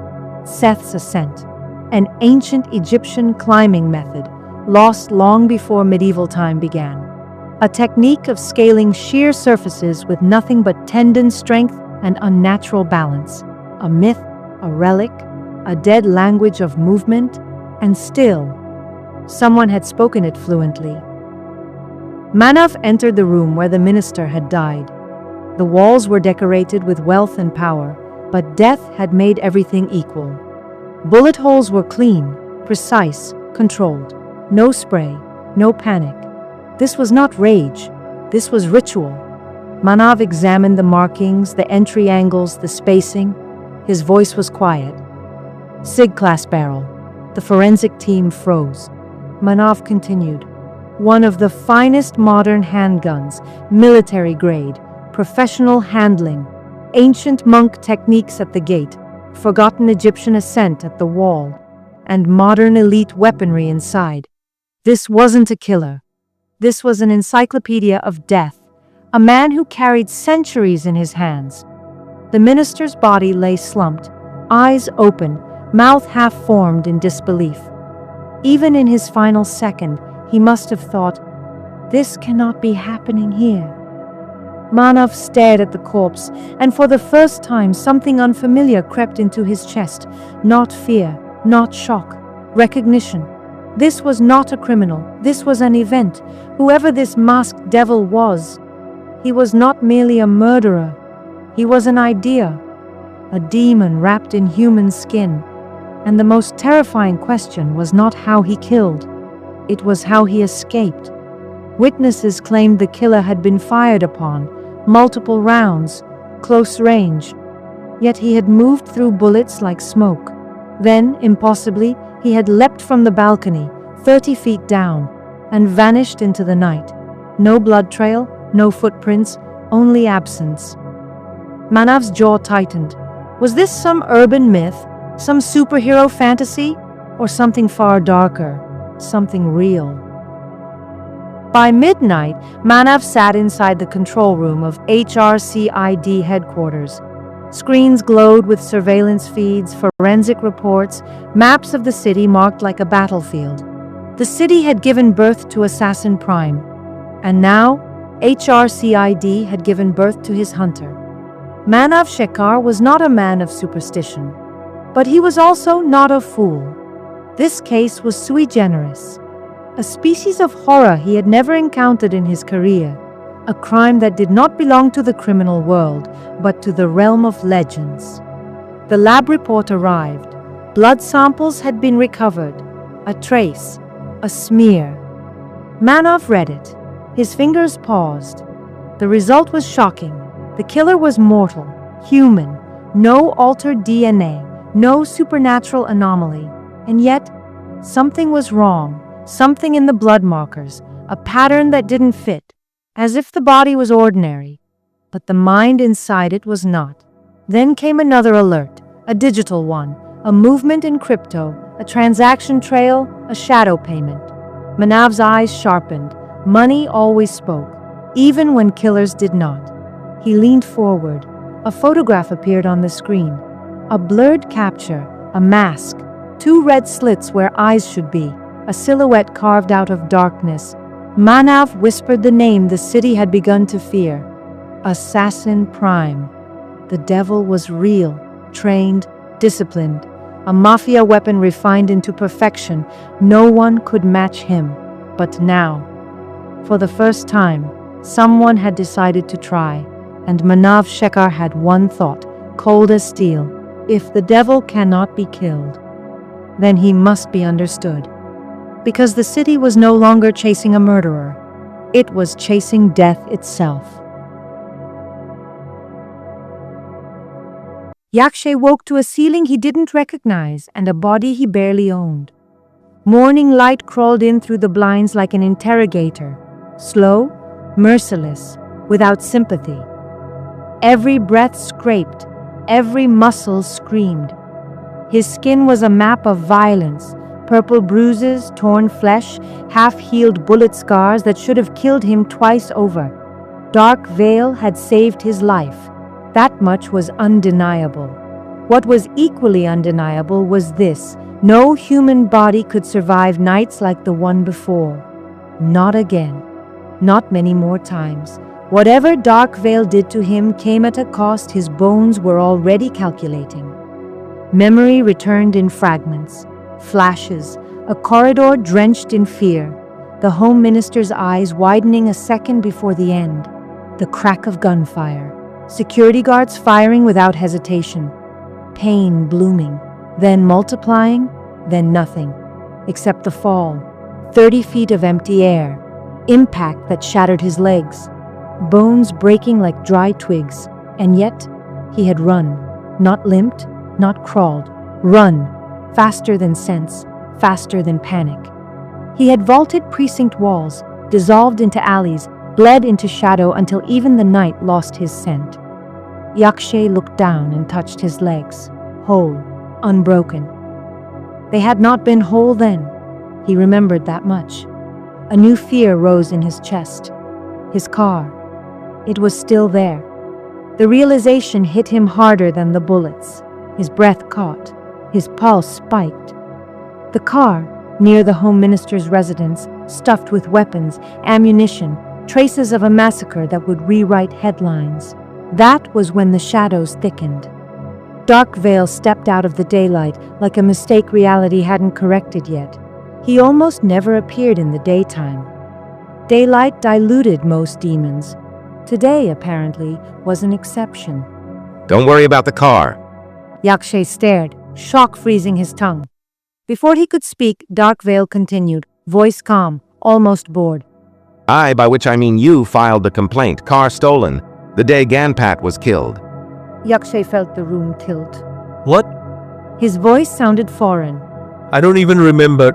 I know. Darkveil said. You were unavailable.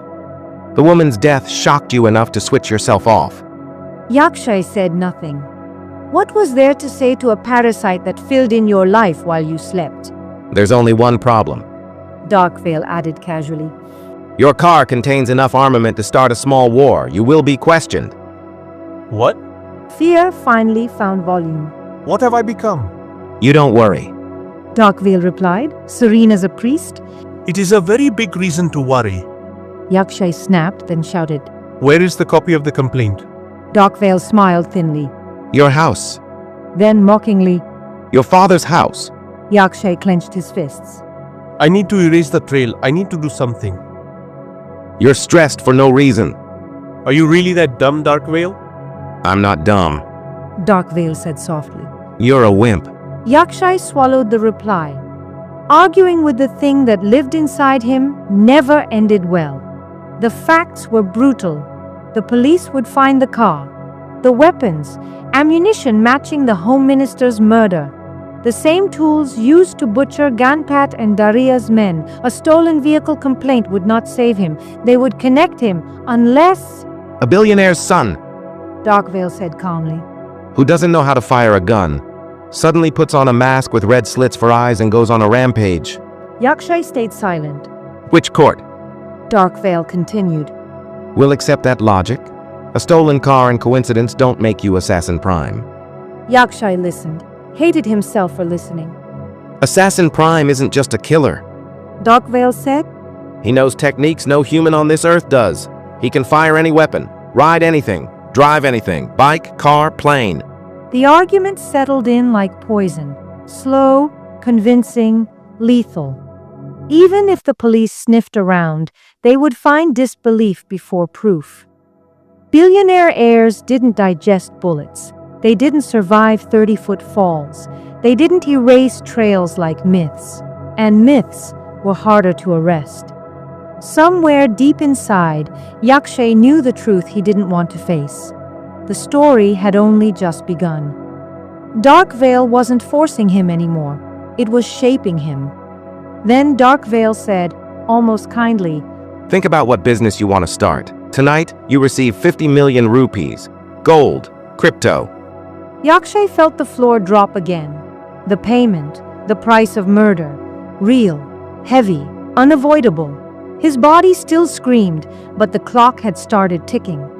He would be watched now, measured, followed. He needed a life that could absorb money like that without suspicion. A story strong enough to survive scrutiny. Darkveil smiled, the smile of something that had already won half the war. Who was Darkveil, and what did it truly want? Yakshay knew one thing with terrifying clarity. If he didn't find those answers soon, he wouldn't just turn black. He would disappear into it.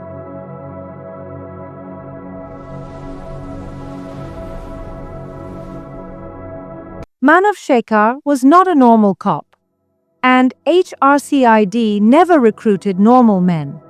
The high-risk Criminal Intelligence Division was built on a single principle. Nothing obvious was ever true. Every officer inside it was trained to doubt patterns, question coincidences, and distrust conclusions that came too easily. Among them, Manav was one of the sharpest blades. Quiet, relentless, unimpressed by noise. Nothing escaped his eyes. He had watched the CCTV footage so many times that the sequence had etched itself into muscle memory.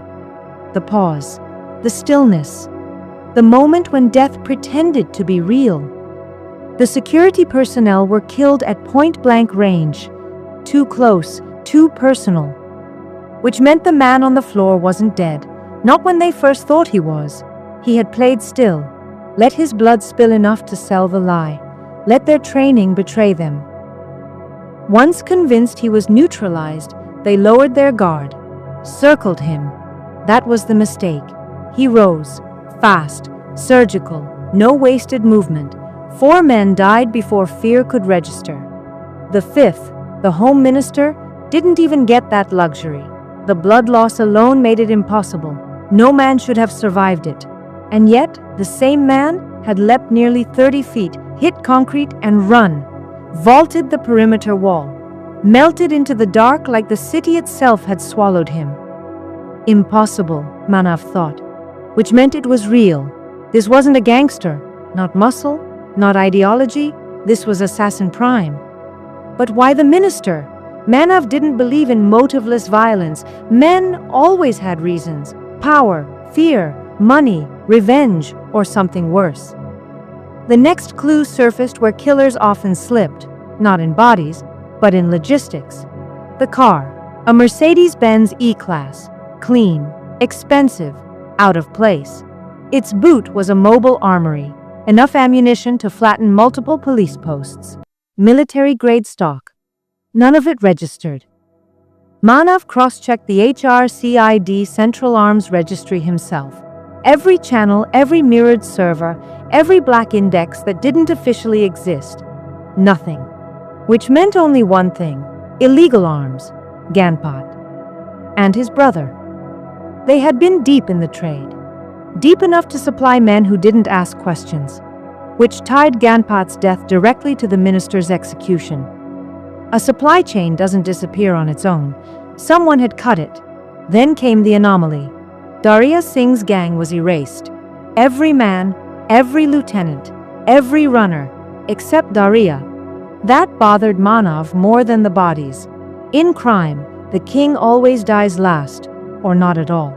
This killer had removed the lower rungs and left the man with political reach alive, intentionally. Why leave the crown standing? Manav leaned back, eyes narrowing. This wasn't cleansing.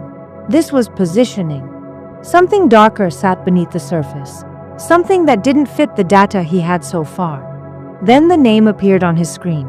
Yakshay, owner of the Mercedes-Benz, a billionaire's son, survivor of a plane crash that should have killed him a month ago.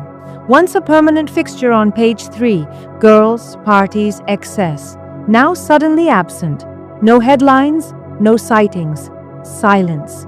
That silence screamed. Yakshay had reported the car stolen at 3 a.m. Manav pulled the CCTV footage from the police station near his residence. The complaint existed. The timestamps matched. But logic didn't. Billionaires' sons didn't walk alone into police stations at 3 a.m. They sent lawyers, or drivers, or someone disposable. Manav felt the pattern tighten. Something wasn't adding up. And it never did, until it did. The final thread lay in numbers, not blood. 75 million rupees. Crypto. Manav accessed the HR-CID financial intelligence node, an encrypted, off-ledger system that mapped blockchain behavior against human movement. He couldn't see Daria Singh's name on the ledger. No one ever did, but he didn't need to. The transaction timing matched Daria's operational gaps. The wallets clustered around his known associates. The cash-out points aligned with favors, silence, and weapons. The money never touched Daria Singh, but it stopped wherever Daria Singh pointed. That was enough. Now Manav knew how to move. Assassin Prime was lethal, but predictable in his certainty. The real danger lay elsewhere. A billionaire's son who survived death, and a gangster king with no gang left. And above all, never let either of them know that Manav Shakar was watching. He picked up his phone and dialed a number that didn't exist in any directory. Kabra.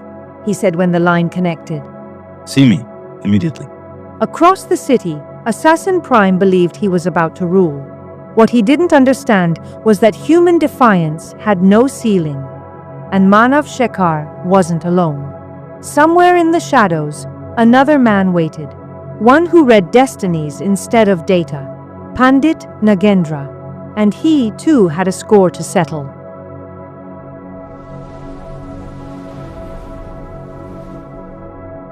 Pandit Nagendra sat buried beneath layers of silence, the kind of silence that only obsession can create. He was not merely an astrologer in saffron robes and sacred chants. Nagendra was something far rarer, a man who had learned to read both the ancient skies and the modern codes beneath them. A scholar of the cosmos, yes, but also an architect of algorithms. With the backing of a discreet IT firm, he had built something no priest before him ever dared to imagine, an AI-driven celestial engine. A tool that mapped constellations with unnatural precision, predicting alignments not just in the heavens, but in human fate. His private servers held digitized copies of almost every ancient manuscript humanity had ever produced. Vedic prophecies, Babylonian star scrolls, Egyptian death hymns, forbidden European grimoires. Civilizations had risen and collapsed, but their warnings lived on in his archive. And now, Nagendra was watching the city. The name Assassin Prime had become a disease spreading through every street, every television studio, every whispering household. The murder of the state's home minister had not merely shaken the capital, it had cracked the spine of the nation. HR-CID had tried to bury the details, to suffocate the truth behind classified walls. But truth, Nagendra knew, had a way of leaking. Especially when journalists smelled blood and ratings, the media had somehow uncovered fragments, the method, the precision, the almost inhuman calm of the killer. TRPs were soaring, fear was thriving, and somewhere in that chaos, Nagendra understood one thing with absolute clarity. The evil inside Yakshay was no ordinary spirit. This was not folklore, not hysteria, not superstition. This was something older, sharper, hungrier. Its intentions were not simple murder. Its pattern was deliberate, almost selective. Nagendra's eyes remained fixed on the stars above his screen, but his mind was elsewhere, moving through darker corridors. Why Yakshay? Why this body? What is the ultimate design of this soul? Before him, the high-tech monitor flickered, shifting from present headlines to something far more unsettling. A report from London. Year 1875, 150 years earlier. The city then had been a slaughterhouse too. Crimes that defied reason, killings that felt scripted by something unearthly. The police of Victorian London had been helpless until desperation forced them into filth. They caught the man only because a prostitute lured him. A trap of flesh, a bait of weakness. The man was a compulsive sex addict. He needed a different prostitute every day. He was enslaved by desire, reckless in his hunger. That hunger became his downfall. But it took the police enormous effort to bring him down. Bullets did not stop him. Knives did not slow him. Witnesses swore his wounds sealed themselves, his body knitting back together as if death had forgotten him. They watched in horror as he healed, too fast, too wrong. So finally, they did the only thing left. They burned him alive. They fired continuously, bullets, arrows, anything sharp enough to tear him apart faster than the spirit could repair him. The evil inside him clung on for as long as it could. But eventually, the host was mutilated beyond use. The spirit abandoned the ruined body, slipping away into the dark, searching for another vessel. And yet, Nagendra leaned forward. The question that haunted him was not how the spirit survived. The question was, there were policemen. There were prostitutes.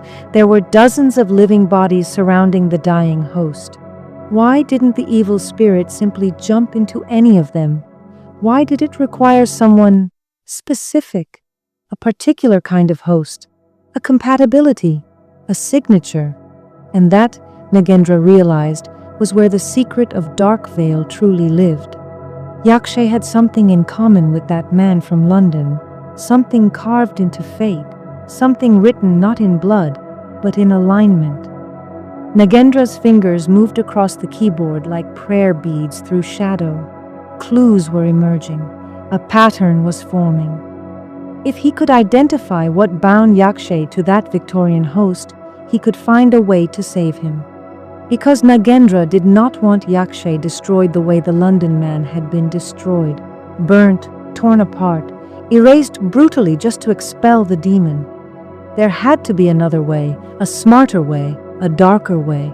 A story was unfolding now, threading itself tighter around the city. And soon, Yakshay would confront something far beyond human violence. Darkveil had captured him, but Yakshay was no longer alone in that cage. Two minds were now moving behind Assassin Prime, two hunters circling the same abyss. One was Assistant Commissioner Manav Shekhar, and the other was Pandit Nagendra, the priest who watched the stars, and the man who could decode the devil. It was broad daylight, but Yakshay felt as if the sun itself weighed on his ribs. His body was alive only in the technical sense. 10 bullets had kissed him the night before, some through flesh, some through bone, all through destiny. Darkveil had done what Darkveil always did. He had stitched him back together with impossible speed. But healing was not mercy. It was repayment. Pain arrived late, like the bill after the feast. Yakshay sat hunched on the edge of the bed, trembling, not from fear, but from exhaustion so deep it felt spiritual. Then his eyes fell again. 2 gold bars, solid, untouched, almost obscene in their silence. 2 kilograms of wealth, sitting like evidence. Beside them, a phone screen blinked with another kind of poison. Crypto assets. 75 million rupees. Not cash, not a transfer. A wallet address. A deposit made through layers of anonymous hops. Burner wallets, offshore exchanges, routed through shadows meant to look untraceable. But Yakshay knew better. Nothing was truly invisible anymore. And the worst part? It wasn't even in his control. He hadn't demanded this. He hadn't agreed to it, which meant only one thing. This wasn't payment. It was a story being written around him. A story the HR-CID would arrive to read. Soon they would ask, why does a wounded nobody possess gold that doesn't belong in daylight? Why does his name now sit linked to a wallet that reeks of contract blood? Gangsters didn't pay killers directly, not unless they wanted them caught. Gold was anonymity, crypto was a ledger, and someone, somewhere, had decided Yakshay should become the ledger. Yakshay was still drowning in thought when the air changed. Not suddenly, not violently, but like a room realizing it was no longer alone. The apartment was bathed in broad daylight, yet the light began to feel irrelevant, heavy, muted, as though someone had poured ash into the sun. The walls seemed farther away. The silence thickened. And for a moment it felt as if the new moon had risen inside the room. That was when Darkveil appeared. Not as a figure, but as a presence, a pressure on reality, a shadow that did not belong to any corner. You are thinking about the money, Darkveil said at last, his voice carrying that familiar mockery, calm, amused, inevitable. Yakshay did not answer. He had learned that responding often made it worse. Darkveil's lips curved faintly, not into a smile, but into something colder. Don't worry, He continued. Now is the time for Darkveil security and investigators. He paused deliberately. DSI to come into being. Yakshay's eyes narrowed. DSI? He repeated sharply. Are you serious?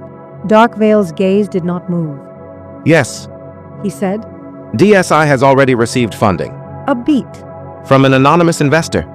The words carried a tinge of ridicule, as if Darkveil was savoring how easily the world could be manipulated. Yakshay swallowed. I don't understand anything. He muttered. Your puzzles are beyond me. Darkveil remained emotionless. The city now needs an agency He said, to counter Assassin Prime. his voice lowered, almost intimate. What better than DSI? Yakshay felt something twist in his chest. Darkveil continued, smooth as poison. Criminals will need protection. Capitalists will need insurance. Both will pay gladly to survive. He took a slow pause, as if letting the plan unfold like smoke. Daria will scout for clients. Another pause. Assassin Prime will create terror. Yakshay's jaw tightened. And DSI Darkveil's eyes glinted. will offer protection. Yakshay listened without intent, without will. He felt like a man watching his own life being written by someone else. Darkveil stepped closer, his voice almost a whisper. Slowly you will not only cleanse the city of crime, A cruel amusement. but in the process, become richer than your father ever dreamed. Yakshay's stomach turned. Darkveil's tone hardened. And as the first step, transfer 50 million rupees in crypto to Daria. Yakshay's head snapped up. What? Assassin Prime promised him 50%. Darkveil said simply, as though discussing groceries. Yakshay hesitated. His mind raced, not with greed, but with fear. HR-CID. They would come. Any moment now. He could already imagine Manav Shekhar's knock on the door, quiet and final. Darkveil seemed to read the thought before it fully formed. Don't worry, He said softly. you are paying him officially. He will be the manager of DSI. His voice sharpened like a blade. His role is simple, to find people who need security. A pause. That is your story. Yakshay understood then, fully. Darkveil did not want a killer. He wanted an institution, a legitimate facade, a company with invoices, contracts, employees, a front. Assassin Prime would kill. Money would be extracted, and that blood-soaked income would be washed clean. As revenue of Darkveil security and investigators, Daria would be visible, Yakshay would be respectable, and Darkveil would remain invisible. But Yakshay's mind, stubbornly human, drifted somewhere else. If he was being turned into a monster, then perhaps he could still force some light into the process. The children of gangsters, the sons of mafias, the ones born into darkness without choosing it. Maybe DSI could become, in some twisted collateral way, a bridge out of hell, a paradox, an evil machine that accidentally produced some good. Darkveil watched him, and for the first time, something flickered, a shrewdness, a thin smile carved in shadow. He had worn many hosts. Most of them had embraced the power. The London host had drowned in indulgence, flesh, hunger, carnality. That weakness had led to his downfall. But this host was different.